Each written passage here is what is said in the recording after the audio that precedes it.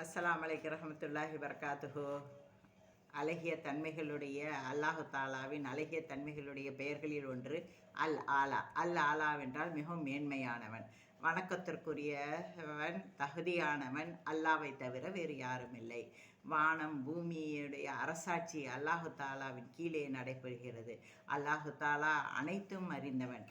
மறைவானவற்றதை, வெளிப்படையானதை, மேலும் கீழும் அனைத்தையும் அவன் அறிந்தவன். இந்த வானத்தை படைத்தது யார்? இந்த பூமியை படைத்தது யார்? வானத்திலிருந்து மலையை பொழிய செய்து இந்த பூமியை செழிப்புற செய்தது யார்? மலைகளை நட்டு வைத்தது யார்? கடலுடைய தண்ணீரை தடுப்பு செய்தவன் யார்? இதை அனைத்தையும் நாம் அறியாமலேயே எத்தனையோ பேர் இருக்கிறோம். எந்த துன்பம், நமக்கு ஏதாவது ஒரு துன்பம் ஏற்பட்டால் உடனே யா அல்லாஹ் இந்த துன்பத்தை நிவர்த்தி செய்து கொடு என்று கேட்கிறோம். அதை செவிமடுப்பவனும் அல்லாவை தவிர வேறு யாரும் இல்லை. அல்லாஹு தாலா, யா நபி, என் அடியார்கள் என்னை பற்றி விசாரித்தால் நான் அவர்கள் அருகில் இருக்கிறேன் என்று கூறுங்கள் என்று அல்லாஹு தாலா கூறியிருக்கிறான். அதனால் நாம் அவனுடைய பெயர்களின் தன்மைகளை அறிந்து அந்த பெயர்களை கொண்டு நாம் அவனை அழைக்க வேண்டும். அவ்வாறு நாம் அழைத்து நாம் துவா கேட்க வேண்டும். ஓர் இறைவனின் துவா என்று நான் ஒரு வீடியோ அப்லோட் செய்திருக்கிறேன். அவனுடைய பெயர்களை சொல்லி துவா கேட்டு இருக்கிறேன். அதனுடைய லிங்கை நான் என்னுடைய டிஸ்கிரிப்ஷனில் தர்றேன். நீங்கள் ஒரு முறை கேட்டு பாருங்கள். அப்படி நீங்களும் அல்லாஹ்வை அவனுடைய பெயரை கொண்டு அழையுங்கள். எல்லாவற்றையும் படைத்த அவன் எந்த தேவையுமற்றவன்.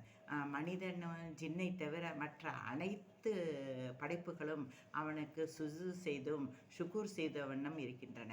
மனிதனாகிய நாம் இறைவனை விட்டு மற்றவர்களிடம் கேட்கிறோம், மற்றவர்களுக்கு நன்றி செலுத்துகிறோம். சூரா இஹ்லாஸில் அல்லாஹு தாலாவின் தன்மையை பற்றி, அவன் தனித்தவன், அவனுக்கு நிகர் யாரும் இல்லை, அவன் யாரையும் பெற்றெடுக்கவும் இல்லை, யாரும் அவனை பெறவும் இல்லை, அவனுக்கு நிகர் யாரும் இல்லை என்று அல்லாஹு தாலா அவனுடைய தன்மையை பற்றி கூறியிருக்கிறான்.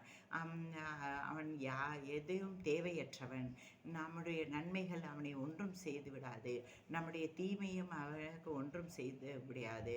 நாம் தான் நாம் அவனை அதிகமாக நேசிக்க வேண்டுமானால் அவனுடைய பெயர்களின் தன்மைகளை அறிந்து அவனை அதிகமாக நேசிக்க வேண்டும். அவனிடம் நாம் நம்மளுடைய குறைகளை, நம்முடைய துவாக்களை அவனிடம் கேட்டால் அல்லாஹு தாலா அதை நிவர்த்தி செய்து வைப்பான்.